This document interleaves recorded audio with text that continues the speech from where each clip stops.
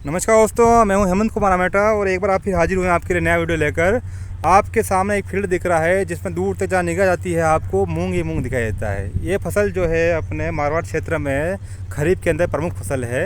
और हमारे साथ में आज जुड़े हैं दो वैज्ञानिक, जिसमें रमेश चौधरी जी और मनीष शर्मा जी। मैं इनका बहुत बहुत स्वागत करूँगा यहाँ पे। सर नमस्कार। नमस्कार। किसान भाइयों को अपन आज थोड़ी मूंग के बारे में जानकारी देंगे कि ये जो कौन कौन सी वैरायटी लगाई थी यहाँ पे, क्या क्या इसमें थोड़ी क्रिया की गई है और क्या इसमें समस्या आई थी और भविष्य में क्या इसमें अपन और अच्छा कर सकते हैं। सर आप तो जानकारी देंगे, धन्यवाद। तो भाई हेमंत, ARS मंडोर पे मुख्य रूप से जो किस्में हैं अभी उनमें मूंग की GM4 और GM7 अभी सीड प्रोडक्शन में है।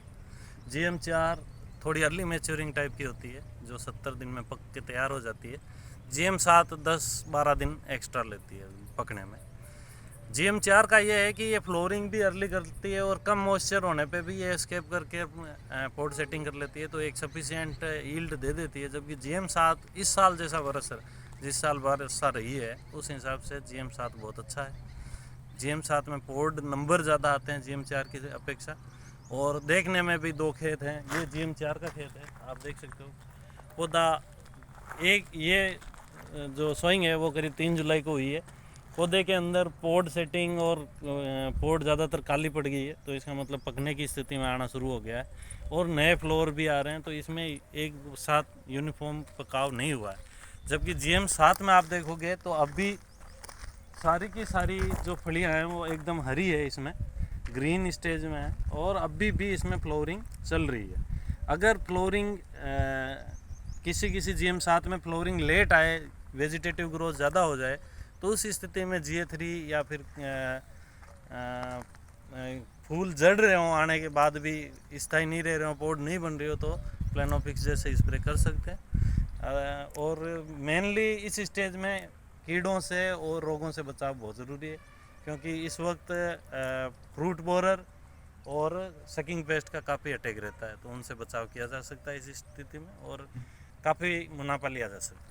डॉक्टर साहब, आप बात हुई रमेश जी चौधरी जी जो प्लांट फीडर के पोस्ट पे हैं, और अपन साथ में बात करेंगे मनीष जी शर्मा जी से जो पैथोलॉजिस्ट हैं। डॉक्टर साहब, मूंग में जो बीमारियां जो होती है, कीट जो आते हैं, तो आपका जो क्षेत्र है वो बीमारियों का है, तो मूंग में कौन कौन सी बीमारियां आती है और जनरली क्या स्प्रे फार्मर को करना चाहिए और कितने दिन पे लगभग अंदानुमान? आइए, तो इस सीज़न में जैसे ये मूंग आप देख रहे हैं, हमें ये है कि इस बार बारिश वगैरह सब अच्छी हुई है और लगातार ऐसा मौसम बना रहा है, तो सबसे बड़ी दिक्कत आती है कि सब कुछ अच्छा चल रहा होता है, पौधे की अच्छी ग्रोथ होती है, तो उसी के साथ में बीमारियां भी आने लग जाती है, क्योंकि रोगाणु जो होता है वो उसको भी अच्छा वातावरण मिल जाता है, जिससे बीमारियों के आने की वो प्रबलता बढ़ जाती है, संभावना बढ़ जाती है डॉक्टर साहब। तो उसमें सबसे पहले मूंग में मुख्यतः जैसे जो हम कवक फफूंद से जो जनित रोग है, उसमें जैसे सर्कोस्पोरा लीफ स्पॉट है, जिसमें पत्तियों पर छोटे छोटे जो धब्बे बनने चालू हो जाते हैं और उसमें जो मध्य भाग होता है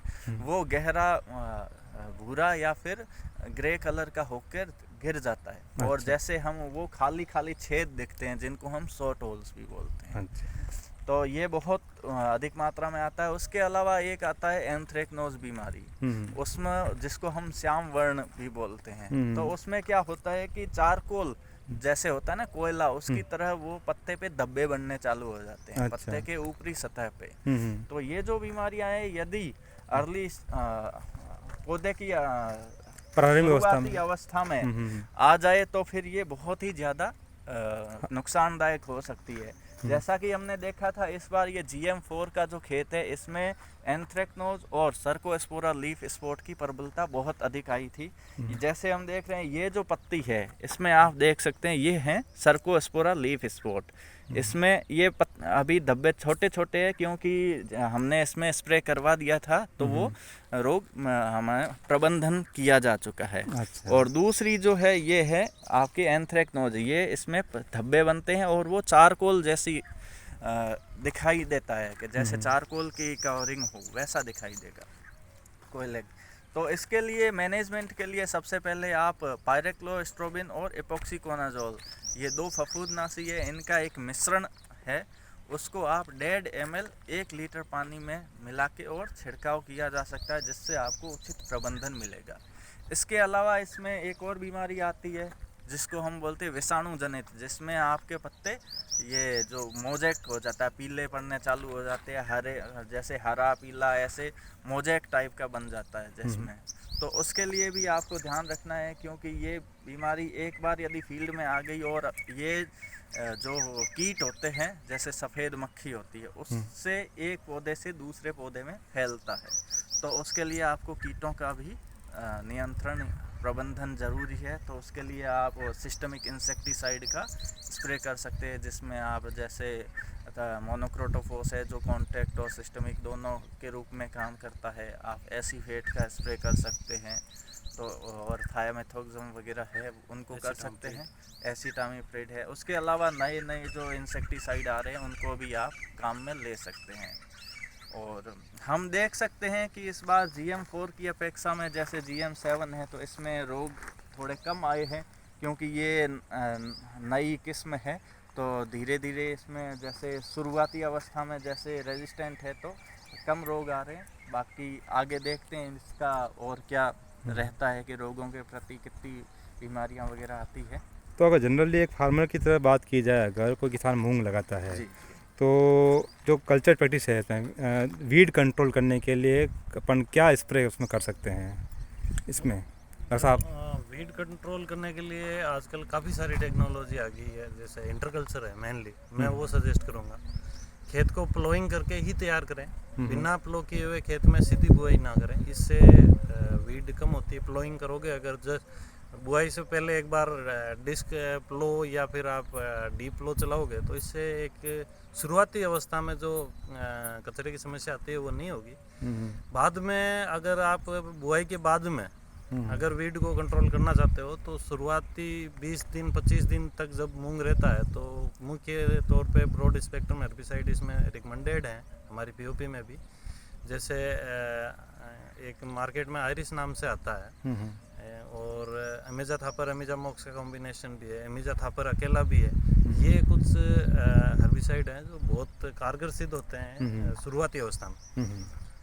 फ्लोरिंग होने के बाद किसी भी फसल में खरपतवारनाशी नहीं डालना चाहिए, जिससे क्या है पौधे की अचानक से बढ़वार रुक जाती है उस अवस्था में। और अगर आपकी स्थिति मतलब नियंत्रण में है तो एक बार 20 से 30 दिन के मध्य एक बार हाथ से सारे वीड कस्सी के द्वारा या हाथ से उसको निकाल सकते हैं। मूंग के अंदर शुरुआती 40 दिन का प्रबंधन, खरपतवार प्रबंधन बहुत मुख्य है। अगर 40 दिन तक खरपतवार प्रबंधन अच्छा नहीं रहता है तो फसल की पैदावार बहुत ज़्यादा गिर जाती है। बाद में खरपतवार प्रबंधन का इतना अच्छा रिजल्ट नहीं आएगा। अगर 40 दिन तक आपने खरपतवार को कंट्रोल रखा तो बाद में फसल जो है वो सारी सरफेस को कवर कर लेगी और ज़्यादा खरपतवार शुरुआती दौर में अगर ध्यान दिया जाए तो मतलब उपज में काफ़ी मुनाफापन लेके आ सकते हैं। क्योंकि मूंग का जो क्रिटिकल पीरियड है 60 से 70 दिन वाला, जिसमें कि सबसे ज़्यादा फ्लोवरिंग और पोड फॉर्मेशन होता है, और वो स्टेज अगर डिले होती है तो क्योंकि ठंड बढ़ने लगती है बाद में लेट स्टेज में 90 दिन बाद में, तो उस स्टेज में फली भी पूरी नहीं पकेगी और बीज की साइज भी उतनी नहीं लेगा। और बारिश का भी ऐसा रहता है कि ज़्यादातर सितंबर में हमारे यहाँ पे अगस्त एंड सितंबर में बारिश होना बंद हो गई है। पिछले एक हफ्ते से बारिश नहीं हुई है यहाँ पे, तो इस वजह से एक जो क्रिटिकल पीरियड है उसमें अगर वीड कम्पीट करेगी तो पौधा उतना ग्रो नहीं करेगा। तो खरपतवार का प्रबंधन भी समय से बहुत ज़रूरी है। इसके अलावा वैरायटी सिलेक्शन भी बहुत इंपॉर्टेंट रहता है, क्योंकि अगर आप रेतीली ज़मीन है और आप काली ज़मीन वाली वैरायटियाँ ले लेते हो जो कोटा या फिर एमपी एरिया में अच्छी परफॉर्म करती है, उनको यहाँ पे हम लेते हैं तो वो इतना फिर यहाँ पे रिजल्ट नहीं दे पाती, उनमें ग्रोथ ज़्यादा हो जाती है या फिर ग्रोथ होती ही नहीं है। इसलिए यहाँ के क्षेत्र के हिसाब से जो सूटेबल वेराइटियाँ हैं, ARS मंडोर भी समय समय पर अपनी POP में सजेस्ट करता रहता है, तो उन वेराइटियों पे ज़्यादा ध्यान दें। GM4 GM7 यहाँ की मुख्य अच्छी उत्पादन वाली वेराइटियाँ हैं जो अपने क्षेत्र में, मारवाड़ क्षेत्र में काफ़ी अच्छा कर सकती है। डॉक्टर साहब, एक फार्मर का आजकल चल रहा है जो दुकानदार है, उनको आजकल मल्टीविटामिन के नाम पे एक बायो एंजाइम और सब मिक्सचर कुछ देने लग गए हैं, तो क्या इसका कुछ इसमें इफेक्ट है या फिर ऐसे मतलब एक टॉनिक के रूप में दिया जा रहा है ये? देखिए, वैज्ञानिक पद्धति में ऐसी चीज़ों का अभी तक कोई सिग्निफिकेंट रोल तो पाया नहीं गया। जितने भी एक्सपेरिमेंट अभी भी चल रहे हैं कई चीज़ों पे, कई बार कुछ केमिकल्स होते हैं जो प्रमोट कर देते हैं, कई बार नहीं करते हैं। तो इस तरह की जो भ्रांतिवादी चीज़ें हैं उनको बिना किसी एक्सपेरिमेंट के मार्केट में आने देना सही नहीं। क्योंकि बहुत से फार्मर को कोई कोई सजेस्ट करता है कि अल्कोहल छिड़काव कर दो, तो उसमें भी नुकसान। एल्कोहल एक अच्छा स्प्रेडर है दवाई के साथ में अगर होता है तो, पर एल्कोहल का कोई ऐसा कीटनाशक या रोगनाशक असर तो नहीं होता। तो डॉक्टर साहब बहुत बहुत धन्यवाद आपका समय देने के लिए। मैं समय समय पे आपसे और मुलाकात होती रहेगी। और यहाँ 2 फील्ड थे, एक में GM4 लगा हुआ है और एक फील्ड में GM7 लगा हुआ है। मोटी मोटी बात अपन ने की भाई शुरुआती दौर में अगर वीट कंट्रोल किया जाए तो क्या उपज पे क्या प्रभाव रहेगा, प्रमुख बीमारियाँ कौन सी आती है और वीट कंट्रोल के भी क्या अपन उपयोग कर सकते हैं, और प्रमुख जानकारी अपन लेके आते रहेंगे ऐसे नए नए वीडियो। डॉक्टर साहब धन्यवाद, थैंक यू।